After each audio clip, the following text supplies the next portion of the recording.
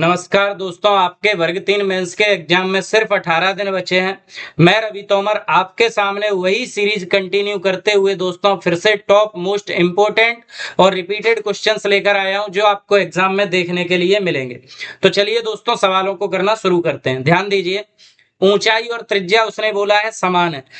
एक बेलन है, एक शंकु है, दोनों की ऊंचाई और त्रिज्या कैसी है? समान। बोल रहा है इनका अनुपात ज्ञात करो। तो दोस्तों बेलन का आयतन होता है, बेलन का आयतन, ये दोस्तों क्या होता है? बेलन का आयतन पाई आर स्क्वायर एच। और दोस्तों शंकु का आयतन शंकु का आयतन होता है दोस्तों 1/3 पाई आर स्क्वायर एच। ध्यान देना दोस्तों, पाई से क्या कटेगा? पाई। आर स्क्वायर से क्या कट जाएगा? Are square. एच से क्या कटेगा? एच। अपॉन के 3 है, इधर दोस्तों इनटू में आ जाएंगे तो 3:1। ये हमारा क्या हो जाएगा? आंसर। क्लियर? अगर आपको कंसेप्ट पता है दोस्तों, फॉर्मूला पता है, तो ये क्वेश्चन बहुत ज्यादा सरल हो जाएंगे। और अगर आपको ये नहीं आते तो आप हमसे जुड़े रहें, मैं आपको ऐसे क्वेश्चंस कम से कम 2 से 3 बार करा दूंगा अभी भी। तो आपको ये दोस्तों बिल्कुल हैबिट में आ जाएंगे, बिल्कुल आसान लगने लगेंगे, है ना। चलिए, ये दोस्तों देखिए, ये प्रश्न अनुपात का और आयु का दोनों का कंबाइन है। तो मैं इस प्रश्न को आपको सॉल्व करा रहा हूं, थोड़ा ध्यान से समझना। देखो क्या दिया है दोस्तों आपको, राम और रहीम की उम्र का अनुपात हमें दे रखा है दोस्तों 3:2। क्लियर? यहाँ पर दोस्तों रहीम और अमन, तो जो कॉमन हो उसे कॉमन के नीचे लिखो। जैसे पहले ऊपर क्या था? रहीम, और नीचे भी क्या आ रहा है? रहीम। तो दोस्तों रहीम के नीचे आप किसको लिखो? रहीम को। क्लियर? रहीम और अमन, इनकी उम्र का अनुपात हमें कितना दे रखा है? 5:2। क्लियर? अब आपसे पूछा है राम और अमन का बताइए, तो पहले हम तीनों का अनुपात लिखेंगे, राम का, रहीम का और दोस्तों अमन का। क्लियर? ध्यान से समझना पूरे सवाल को। 3 का 5 से गुणा करेंगे तो 5×3 = 15, ये उम्र किसकी मिलेगी? राम की। 2 का 5 से गुणा करेंगे तो 5×2 = 10, ये उम्र किसकी मिलेगी? रहीम की। और 2 का 2 से गुणा करेंगे दोस्तों तो कितना मिलेगा हमें? 4, ये किसकी उम्र मिलेगी? अमन की। क्लियर है? अब उसने बोला है राम में और अमन में अनुपात बताओ। राम 15 साल का है, रहीम 10 साल का है, अमन 4 साल का है। हमें दोस्तों काय में अनुपात बताना है? राम अनुपात अमन। किस किस का अनुपात बताना है? राम अनुपात अमन। तो दोस्तों राम कितने का है? 15 का, और अमन दोस्तों कितने वर्ष का है? 4 का। तो इसका आंसर होगा 15:4। क्लियर? चलिए थर्ड प्रश्न को देखो दोस्तों, ऐसे प्रश्न आपको देखने के लिए मिलेंगे। ईएसवी थोड़ा सा अपडेट हो गया, तो ध्यान से समझना। समाधान के रूप में -5 वाला समीकरण कौन सा है? इन चारों में से कौन सा ऑप्शन ऐसा है जिसका आंसर कितना आएगा? -5। ध्यान से समझना। पहला ऑप्शन है x-2 बराबर में 7। ये दोस्तों -2 जब उस साइड जाएगा तो दोस्तों साइन चेंज हो जाता है, काय में बदल जाएगा? प्लस में। अब x बराबर 7 और 2 ऐड होके कितने हो गए? 9। हमें कितना चाहिए? -5। तो दोस्तों ये तो हो जाएगा गलत। क्लियर है? ऐसे ही दोस्तों यहाँ पर बी वाला ऑप्शन देखो, x-4 बराबर कितना दे रखा है? 3। तो x बराबर 3, ये -4 जब इधर आएगा तो दोस्तों काय का हो जाएगा? प्लस का, यानी x की वैल्यू कितनी है? 7। ये भी गलत। अब दोस्तों हम क्या सोल्व करेंगे? थर्ड, क्योंकि हमें आंसर कितना चाहिए? -5। तो ध्यान से समझना इसको, थर्ड को। x + 8 बराबर में हमें कितना दे रखा है? 3। तो दोस्तों ये प्लस का 8 जब इस साइड आएगा तो बोलो काय का हो जाएगा? माइनस का। x बराबर 8 में से 3 जाएंगे तो कितने बचेंगे? 5। लेकिन काय के बचेंगे? माइनस के। क्यों बचेंगे? क्योंकि माइनस का जो नंबर है वो कैसा है? बड़ा। अगर माइनस का नंबर बड़ा होगा तो माइनस में आंसर आता है, प्लस का बड़ा होता है दोस्तों तो प्लस में आता है। यानी इसका आंसर है -5। तो यही हमें चाहिए, यानी कौन सा आंसर हो जाएगा? सी। क्लियर है? उम्मीद है दोस्तों आपकी समझ में आया होगा। चलिए आगे बढ़ते हैं। क्वेश्चन नंबर 4, ये दोस्तों आयु का प्रश्न है और फिर दोबारा आया है ना। सलीम और मनोज, दोस्तों सलीम और मनोज, इनकी उम्र का अनुपात हमें कितना दे रखा है? इन्होंने 7:8। तो यहाँ पर दोस्तों सलीम की उम्र हो जाएगी 7x, मनोज की उम्र हो जाएगी 8x। इन दोनों की उम्र का गुणनफल बताओ हमें कितना दे रखा है 224। तो दोस्तों इसे हम कैंसिल करेंगे, कितना दे रखा है 224, इसे कैंसिल करेंगे 8 से, 8 2 जा 16, कितने बचेंगे यहाँ पे 6, तो 8 8 जा 64, 7 का इसमें डिवाइड देंगे दोस्तों तो ये कितनी बार जाएगा 4 बार, x का x से मल्टीप्लाई करेंगे तो x स्क्वायर बराबर 4, जब स्क्वायर हटाएंगे दोस्तों तो इधर क्या लगता है रूट, और आपको पता है 4 काय का स्क्वायर होता है 2 का, तो x की वैल्यू हमें कितनी मिली 2, यहाँ पर रख दो। अगर आपसे सलीम की उम्र पूछी है तो इसमें 2 से गुणा करो, 7 दूनी 14, अगर मनोज की उम्र पूछी है तो यहाँ पर 2 से गुणा करो, 8 दूनी 16, दोनों की उम्र पूछी है दोस्तों तो क्या आंसर हो जाएगा 14,16। क्लियर है। आयु के दोस्तों मैंने इससे पहले भी अभी क्वेश्चन कराया, फिर से कराया, और आयु का प्रश्न आपको निश्चित ही देखने के लिए मिलेगा। अगर आपको ये पीडीएफ चाहिए दोस्तों फ्री में जो मैं सॉल्व करा रहा हूं सॉल्यूशन के साथ, तो इस नंबर पर व्हाट्सएप पे मैसेज कर देना, मैं आपको भेज दूंगा फ्री में, कोई दिक्कत नहीं, कोई चार्ज नहीं है, फ्री में आपको अवेलेबल करा दूंगा। कौन सा अनुपात 10:5 के समतुल्य नहीं है? तो पहले तो दोस्तों 10:5 को ही सही लिखते हैं, 10:5 के समतुल्य नहीं है। समतुल्य का मतलब, सम का मतलब होता है समान, तुल्य का मतलब होता है तुलना, यानी जब हम तुलना करें तो ये बिल्कुल यही दिखना चाहिए जो 10:5 है। तो पहले हम इसको मूल रूप में लिखते हैं दोस्तों, 5 एकम 5 और 5 दूनी 10, यानी कितना अनुपात है 2:1। क्लियर। अब देखो 2:1 लिखा कहाँ है, तो दोस्तों ये लिखा है देखो 2:1, ये समतुल्य। 20:10, तो देखो 0 से 0 कट जाएगी, यानी ये भी 2:1 है। 14 का भाग देंगे, 14 1 जा 14 और 14 2 जा 28, यानी दोस्तों यहाँ भी कितने का अनुपात है 2:1। और उसने बोला है कौन सा इसके समतुल्य नहीं है, समतुल्य नहीं है यानी 2:1 का रेशियो नहीं बनेगा। तो यहाँ पर देखो 1:2 लिखा है, ये इसके बराबर नहीं है, इसलिए हमारा आंसर क्या हो जाएगा ए। क्लियर है, समझ में आ रहा है। ये तीनों वैल्यू 2:1 का रेशियो बना रही हैं, ये तीनों इसके समतुल्य हैं, लेकिन ये 1:2 का रेशियो बना रहा है, इसलिए पहला ऑप्शन ही गलत होगा, जो कि हमारा क्या है आंसर। क्लियर है। चलिए ये दोस्तों प्रश्न ऐसे आपको जरूरी देखने के लिए मिलेंगे। 3x³ + 2x² - x+1 में x² का गुणांक कितना है। आपको ये प्रश्न कोई भी टीचर नहीं कराएगा दोस्तों, वो इनसे बच के निकलेंगे और मैं आपके नंबर बढ़वाकर मानूंगा। आपको बस हमसे जुड़ना है, आपकी समझ में आए तो वीडियो को लाइक करो, शेयर करो दोस्तों के साथ, और दोस्तों चैनल को तो सब्सक्राइब करना ही है। आप 18 दिन हमारे साथ लगातार जुड़े रहिए, मैं इन सारे क्वेश्चंस की सीरीज आपके सामने लेकर आऊंगा, एक एक प्रश्न आपको यहां पर कराऊंगा जो आपको एग्जाम में निश्चित देखने के लिए मिलेंगे। ध्यान से समझना, x² का गुणांक, गुणांक वो होता है जो नंबर के आगे, जो अचर राशि के आगे क्या हो लिखा हो, जैसे x है इसके आगे 4 लिखा है तो इसका गुणांक कितना है 4।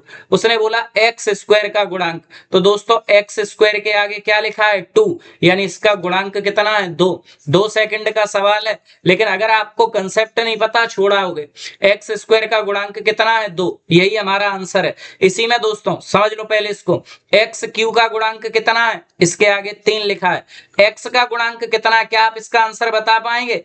आप बोलेंगे सर x के आगे कुछ नहीं लिखा, तो याद रखना जहां कुछ नहीं लिखा होता वहां पर क्या लिखा होता है 1, साथ में ये साइन काय का लगा है माइनस का, तो आप बोलेंगे सर इसका आंसर होगा -1। क्लियर है। चलो आगे बढ़ते हैं दोस्तों। अच्छा इसमें एक और महत्वपूर्ण सवाल बोला जाता है, पूछा जाता है, वो मैं आपसे पूछ रहा हूं, बताना ध्यान से। इसके इसकी इसकी सबसे बड़ी घात क्या है, इस समीकरण की सबसे बड़ी घात क्या है। तो दोस्तों देखो इस समीकरण में सबसे बड़ी घात कितनी लिखी है 3, तो यही हमारा क्या हो जाएगा आंसर। अगर मैं आपसे ये प्रश्न पूछूंगा तो इसका आंसर कितना है 3। क्लियर। x² का गुणांक कितना था 2, जो सबसे बड़ी घात होती है वही आंसर होता है उसका। चलिए बढ़ते हैं दोस्तों आगे। क्वेश्चन नंबर 7, किसी वृत्त की त्रिज्या को उसकी मूल त्रिज्या से 3 गुना बढ़ा दे। जो समझो दोस्तों, पहले वृत्त की त्रिज्या थी 1, अब वृत्त की त्रिज्या बढ़ा दी तो कितनी कर दी 3 गुना, यानी कितनी हो गई 3। ध्यान से समझना, पहले वृत्त का क्षेत्रफल कितना होगा, तो हम लिखेंगे वृत्त का क्षेत्रफल। बोलो वृत्त का क्षेत्रफल क्या होता है दोस्तों, ये होता है πr²। स्क्वायर। अब यहाँ पर पाई, पहले त्रिज्या हमने कितनी रखी 1, यहाँ पर इसका क्षेत्रफल निकालेंगे तो पाई, यहाँ पर त्रिज्या कितनी रखेंगे 3। अब 1 का स्क्वायर तो दोस्तों 1 होता है और 1 का पाई से मल्टीप्लाई करेंगे तो यहाँ पर क्षेत्रफल कितना है पाई। यहाँ पर 3 का स्क्वायर 9 है, 9 का पाई से मल्टीप्लाई करेंगे तो इसका क्षेत्रफल कितना है 9 पाई। अब उसने बोला उसके क्षेत्रफल में कितनी वृद्धि हुई, पहले ये पाई था अब 9 पाई हो गया, तो दोस्तों ये कितने पाई बढ़ गया 8। समझ में आ रही है, पाई के आगे कुछ नहीं लिखा, यानी क्या लिखा रहता है 1। पहले ये 1 पाई था, अब ये 9 पाई हो गया, तो 9 में से 1 जाएगा, बताओ कितने पाई बढ़ गया ये 8 पाई। क्लियर है। अगर दोस्तों ये समझ में आ रहा है तो कमेंट में आपको लिखना है कि हाँ सर हमारी समझ में आ रहा है, जिससे मुझे पता चले। कुछ बच्चों ने बहुत अच्छे कमेंट किए हैं दोस्तों, उससे मुझे बहुत उत्साह मिला है और मैं आपके लिए वीडियो उन्हीं के बेसिस पे लेकर आ रहा हूं। तो आपकी समझ में आए, आप प्लीज कमेंट जरूर करें, जिससे मुझे पता चले कि हाँ आपके अच्छे से समझ में आ रहा है। चलिए दोस्तों ये प्रश्न देखिए, यहां पर मैं आपको 3 पॉइंट लिखाऊंगा। कौन सा विकल्प पहली n सम संख्याओं के योग को दर्शाता है, तो दोस्तों याद रखना पहली n सम संख्याओं का योग। अगर आपसे पूछे n सम संख्याओं का योग तो दोस्तों आप क्या लिखेंगे, सर ये होता है n+1। क्लियर। अगर अगली n विषम संख्याओं का योग पूछ ले तो दोस्तों आप क्या लिखेंगे, तो आप लिखेंगे n²। क्लियर। और ना सम पूछे ना विषम पूछे, बोले n प्राकृत संख्याओं का योग बताओ, तो दोस्तों आप क्या बताओगे n प्राकृत संख्याओं का योग। तो दोस्तों इसका फॉर्मूला बताओ क्या होता है n+1/2। क्लियर। जहां पर बैठे हैं तीनों पॉइंटों को नोट करो दोस्तों, इनसे एक प्रश्न आपको जरूरी देखने के लिए मिलेगा।